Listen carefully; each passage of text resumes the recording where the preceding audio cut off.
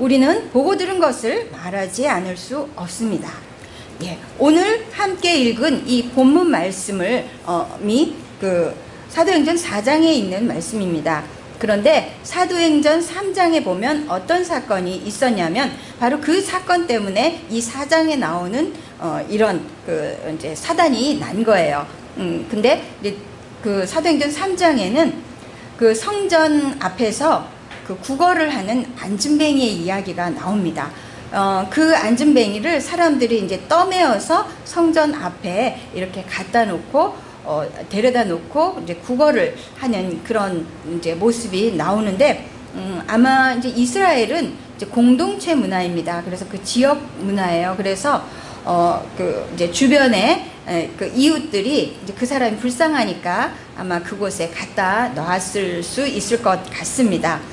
그런데 이제 오늘날의 시대로 본다면 일종의 약간의 그 앵벌이 같은 그래서 그 구걸을 이제 하도록 해서 뭐 그렇게 하는 것일 수도 있겠죠. 근데 이 안진뱅이는 아마도 날 때부터 안진뱅이였기 때문에 마음에 소망이 없었을 거예요. 나을 수 있으리라는 기대를 할 수 없는 가운데 그저 그 사람들이 옮겨다 주면 성전 앞에서 구걸을 하면서 먹고 살아가는 그런 사람이었습니다. 그래서 자기가 무엇을 원하는지조차도 알지 못한 채 살아가던 사람이었어요. 그런데 바로 베드로와 요한이 성전을 들어가면서 그 사람을 보고 그 사람이 구걸을 하니까 이제 무엇을 줄까 하여서 쳐다보는 이제 그 사람의 눈을 이제 똑바로, 성경에서는 3장에서는 그 눈을 똑바로 보았다고 이렇게 얘기를 합니다. 그래서 그의 눈을 보면서 자신도 알지 못하는 그 사람 안에 있는 정말 낫고자 하는 그 갈망을 이 베드로와 요한이 보았던 거죠. 그래서 금과 은이 내게 없지만 나사렛 예수 그리스도의 이름으로 일어나 걸으라. 그러면서 그 사람의 오른손을 이제 잡아 일으켰을 때 그가 걸었을 뿐만 아니라 뛰면서 이들과 함께 성전에 들어가서 하나님을 찬양했다고 이제 그렇게 기록하고 있습니다. 그런데 이제 그 시대에 바리새인과 그 종교 지도자들이 이 이야기를 듣고 그들에게는 탐심이 가득 찼어요. 그래서 그들은 바로 구약을 통해서 예수 그리스도의 오심에 대해서 예언하고 있는 그 구약의 말씀을 그들이 알고 있었음에도 불구하고, 그들이 들었음에도 불구하고 그들의 눈이, 욕심의 눈이 멀어서 그 예수님을 알아보지 못했어요. 그리고 그 예수님을 십자가에 못 박는데 내어주었던 그 선동 세력이 바로 그런 종교인들이었죠. 바리새인과 그런 사람들.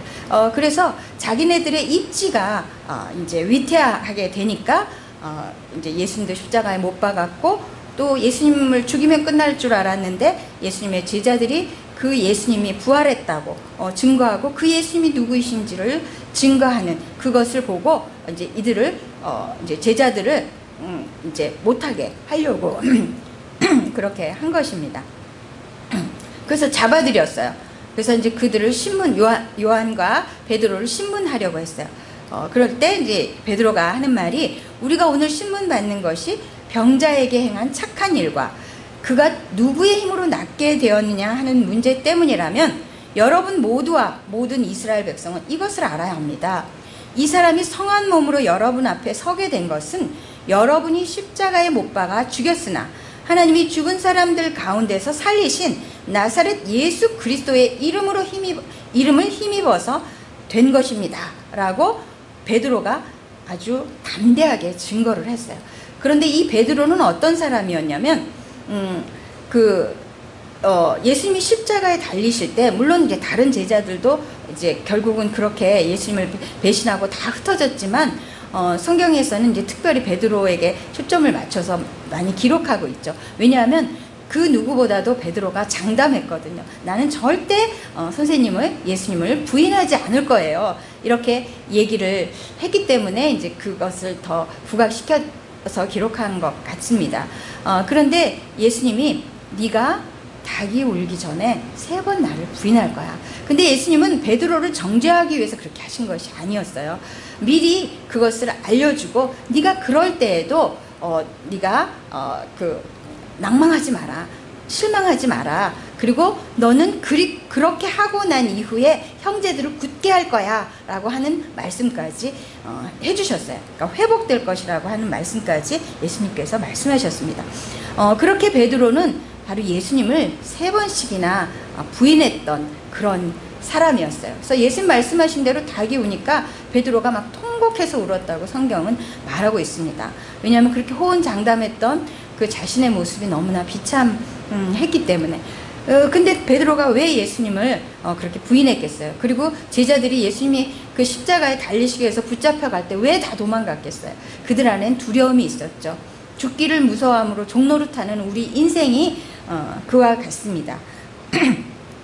그래서 베드로와 제자들은 예수님을 다 배반하고 다 버리고 가버렸어요.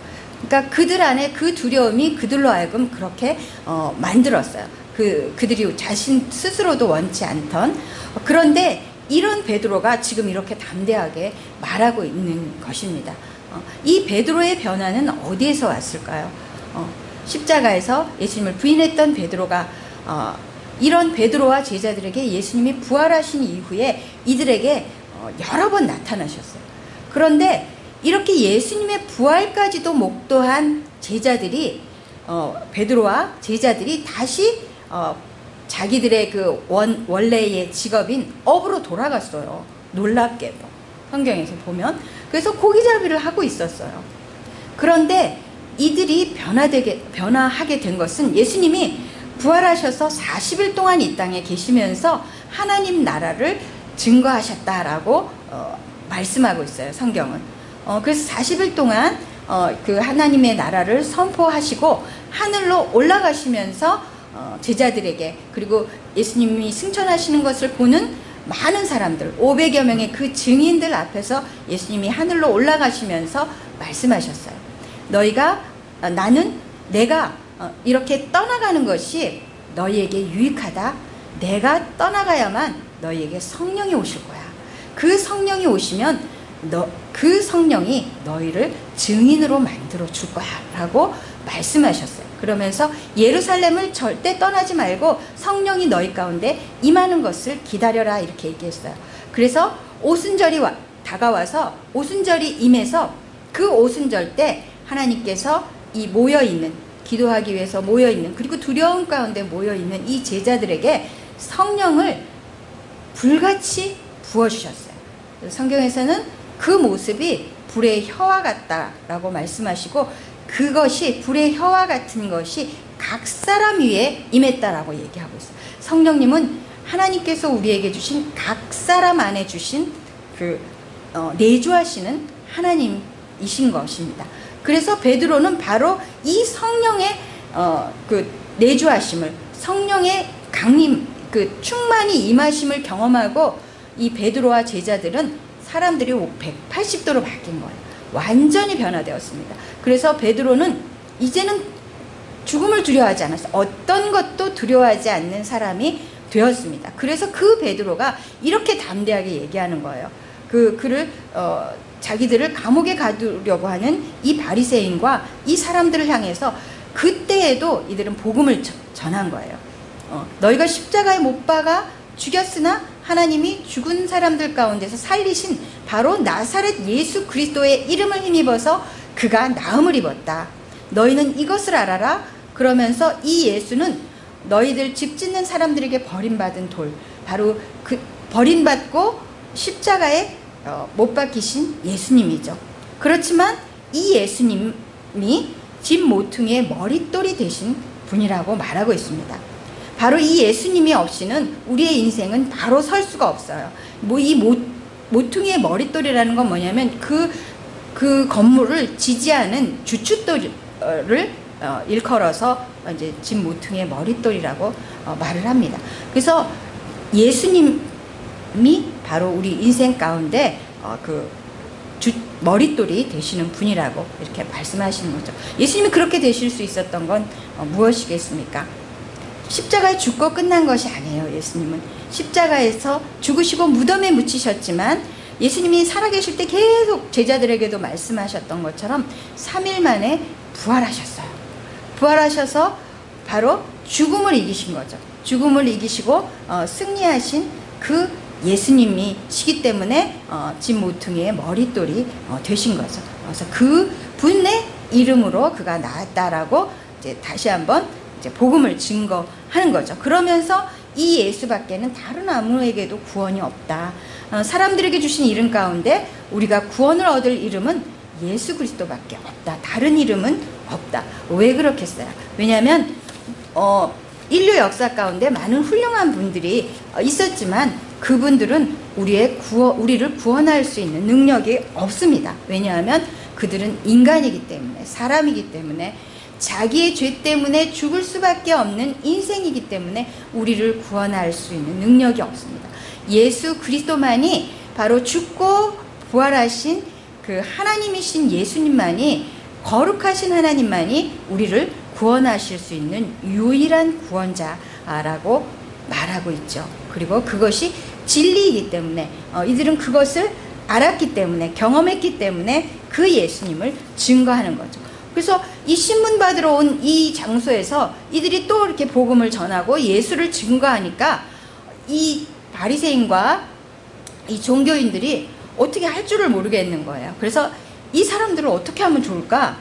그들로 말미암아서 기적이 일어났다는 거 너무나 그 분명한 사실이고, 그들이, 그리고 베드로와 요한이 신문 받을 때 그들 옆에 예수 그리스도의 이름으로 일어난 그 안진뱅이가 그 옆에 서 있었어요. 그러니까 증인이 옆에 있는 거죠. 그러니 부인할 수도 없고, 그래서 기적이 일어났다는 사실은 예루살렘에 사는 모든 사람이 다 알고 있고, 그렇기 때문에 부인할 수 없으니 이것을 어떻게 하면 좋을까? 그래서 그들이 앞으로는 이 이름으로, 예수 그리스도의 이름으로 아무에게도 그렇게 선포하지 마라. 그리고 가르치지도 마라. 이렇게 얘기를 한 거죠. 그래서 절대로 예수의 이름으로 말하지도 말고 가르치지도 말라고 명령을 한 거죠. 그랬을 때 베드로와 요한이 대답하기를, 하나님의 말씀을 듣는 게 당신들의 말을 듣는 것보다 하나님 보시기에 옳은 일이지 않냐? 내가 너희들의 말을 듣겠느냐? 하나님의 말을 듣지. 이렇게 말을 한 거죠. 그러면서 우리는 보고 들은 것을 말하지 않을 수 없습니다. 당신들이 우리를 가두어도 우리가 또 우리를 놓아 보내주면 우리는 또다시 이 예수 그리스도를 증거할 것입니다 라고 그들이 말한 거죠. 그러니 더 이상 가둬두는 게 의미가 없었던 거죠. 그래서 그냥 풀어준 거예요. 그런데 이들이 나가자마자 무엇을 했냐면 그 하나님을 믿는 또 다른 제자들이 모여있는 곳으로 가서 기도를 했어요. 하나님께 부르짖어 기도했는데, 이들이 기도할 때 하나님, 우리가 지금 어려운 가운데 처했습니다. 하나님, 우리를 이 고난 가운데서 건져주세요. 이렇게 기도한 것이 아닙니다. 하나님, 우리에게 그러니까 오히려 그러니까 사람들의 그런 위협에도 불구하고 주님의 종인 자신들이 담대하게 주님의 말씀을 말할 수 있게 해주시고, 능력의 손을 펼치셔서 병을 낫게 해주시고, 예수 그리스도의 이름으로 놀라운 표징과 놀라운 일들이 일어나게 해달라고 기도한 거예요. 그래서 그들이 기도를 마쳤을 때, 그러니까 그들은 두려움 가운데 그것을 피하게 해달라고 기도하지 않았습니다. 더욱더 복음을 증거할 수 있게 해달라고 기도를 했어요. 그래서 그들이 기도를 마쳤을 때 그들이 모여있던 곳이 흔들리고 그들 모두 성령으로 충만해서 하나님의 말씀을 담대히 말하게 되었어요. 이 성령 충만은 담대함으로 하나님 나라의 복음을 증거하게 하는 원동력이 됩니다.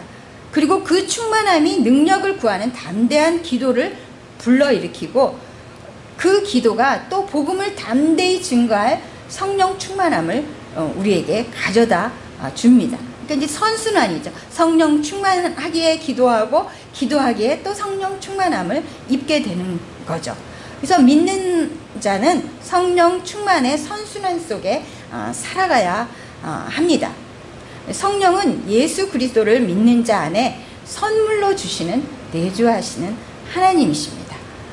이 사도들이, 베드로와 요한이 우리는 보고 들은 것을 말하지 않을 수 없습니다 라고 했을 때, 이들이 과연 보고 들은 것이 무엇이었을까요? 이 요한과 베드로는 예수님이 공적인 사역을 시작하시면서 예수님의 일거수일투족을 옆에서 다 목격했던 사람들이에요. 그래서 예수님이 일으키시는 기적, 그리고 오병이어의 기적, 그 수많은 사람들을 하나님께 기도함으로 먹이시는 기적과 그 모든 것들을 옆에서 목도했던 사람들이에요. 그리고 예수님이 십자가에 달리시는 것도 보았고, 또 그 죽음을 이기시고 부활하신 예수님도 보았습니다. 그리고 아까 얘기한 것처럼 오순절에 성령 충만함을 경험하고, 또 지금도 그 성령 충만함을 경험하고, 또 예수님은 하늘로 올라가셨지만 예수님이 올라가시면서 뭐라고 말씀하셨냐면, 너희들이 나와 같은 일을 행하고 나보다 더 큰 일을 행할 것이라고 제자들에게 말씀하셨어요. 그 예수님의 선포는 오늘날 믿는 우리에게도 말씀하시는 거예요. 내가 너희들에게 나와 같은 일을 행하고 나보다 더 큰 일을 행할 능력을 주겠다라고 말씀하셨어요. 성령을 통해서. 그래서 그 기적이 예수님이 죽고 부활하고 하늘로 올라가셨다고 그것이 끝나버린 것이 아니에요. 그래서 그 하나님을 믿는 사람들을 통해서 계속 그 일이 오늘날도 일어나고 있죠. 그래서 보고 들은 것을 전할 수 없다라고 하는 이 제자들의 말 속에는 바로 보고 들은 그 모든 것이 다 있었던 거예요. 예수님의 십자가와 부활과 성령의 경험, 또 예수 그리스도의 이름으로 일어나는 모든 표징들에 대한 그 모든 것을 다 포함하고 있는 거죠. 그래서 그것을 말하지 않을 수 없다고 이렇게 얘기를 합니다. 제가 이 십자가 목걸이인데요. 이제 우리 큰아들 부부가 신혼여행 갔다 오면서 제게 선물해 준 것입니다. 그런데 이 목걸이를 제가 참 좋아해요. 그런데 왜 그러냐면 이 목걸이 한쪽에 보면 예수님이 십자가에 달리신 못자국이 이렇게 있어요. 그리고 그 뒷면에는 그냥 십자가 모양만 있고 아무것도 없습니다. 자, 이것이 보여주는 것이 바로 이들이 증거하는 예수님인 거예요. 우리를 위해서 십자가에 못 박혀 죽으신 예수님, 그리고 죽고 끝난 것이 아니라 바로 십자가에서 그 무덤 가운데서 죽음을 이기시고 부활하신 예수님, 그 뒷면에는 아무것도 없어요. 아무 자국도 없어요. 예수님 부활하셨으니까 더 이상 십자가에 매달려 죽으신 그 처참한 예수님으로 끝나지 않았기 때문에, 그래서 제가 이 십자가를 그래서 굉장히 사랑합니다. 그리고 바로 예수님께서 약속하신 대로 나는 하늘로 올라가지만 바로 너희에게 내가 성령, 보혜사 성령을 보내주겠다. 그 성령이 너희를 진리 가운데 인도하고 너희를 도울 것이다 라고 말씀해 주셨습니다. 그래서 우리는 우리 안에 내주하시는, 믿는 자 안에 내주하시는 그 성령님을 통해서 이 세상을 제자들이 그랬던 것처럼 담대하게 또 기쁨 가운데, 제가 경험한 성령님은 정말 기쁨의 영이세요. 그러니까 그냥 환경으로 인해서 영향을 받지 않는 기쁨. 환경은 너무나 어려운데 제 안에 기쁨이 있어요. 내가 왜 기쁘지? 이렇게 어려운데 왜 기쁘지? 근데 제 안에 마치 이렇게 퐁퐁퐁퐁 뭐가 올라오는 것 같은 그런 기쁨이 제 안에 있더라고요. 그래서 성령님은 그 모든 것을 초월하시는 그런 분이시라는 거죠. 그래서 여러분이 정말 예수 그리스도를 자신의 주님으로 영접하셨다면 그 예수님이, 그 성령님이 여러분 안에 계십니다. 왜냐하면 그것은 하나님의 약속이기 때문에. 근데 그 성령님은 그 성경에 보면 근심하시기도 하신대요. 그리고 때로는 소멸되기도 하신답니다. 그래서 그 성령님이 우리 안에서 충만히 임하실 수 있도록 우리가 해야겠죠. 그래서 오늘 이 시간 마음문을 열고 예수 그리스도를 내 인생에, 마음에 주님으로 영접하셨으면 좋겠습니다. 예수님 말씀하셨어요. 내가 죽고 부활한 것은 내가 너희의 주가 되기 위해서라고 말씀하셨어요. 많은 사람들이 복음을 전할 때 그냥 우리를 형벌로부터 구원하셨다라고 말씀하세요. 그렇잖아요. 그분이 우리 인생의 주인이시기 때문에 우리의 죄를 해결해 주신 거예요. 그분이 우리의 주님이시기 때문에 책임져 주신 거예요. 우리를 그 죄의 형벌로부터 구원해 주신 거예요. 그것은 시작에 불과해요.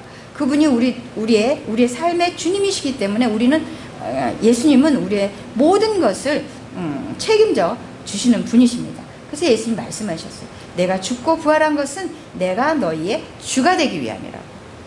그래서 내가 예수님을 영접했다고 얘기하면서 내 인생 그냥 내 마음대로 그냥 내가 꼴리는 대로 살아가고 있다면 내가 정말 하나님의 자녀인지 우리는 생각해 보아야 된다고 생각합니다.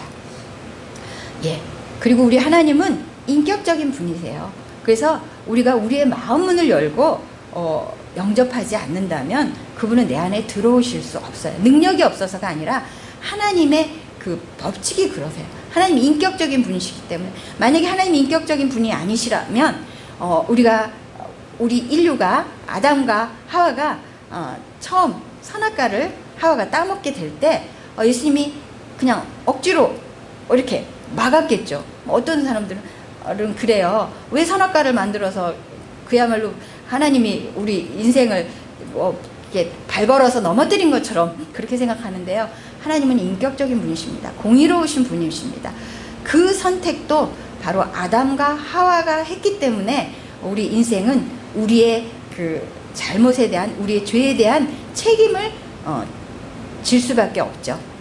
그렇지 않다면 하나님 책임이지 우리 책임이 아니잖아요. 근데 하나님 우리를 인격적인 존재로 만드셨습니다. 그것을 선택한 것도 우리 인간이었고 지금 우리를 구원하시기 위해서 이 땅에 예수님 오셨지만 그 예수님을 나의 주님으로 영접하는 것도 나의 몫입니다. 그래서 우리가 우리의 마음 문을 열고 예수님을 영접할 때만이 그분이 내 안에 들어오실 수 있습니다.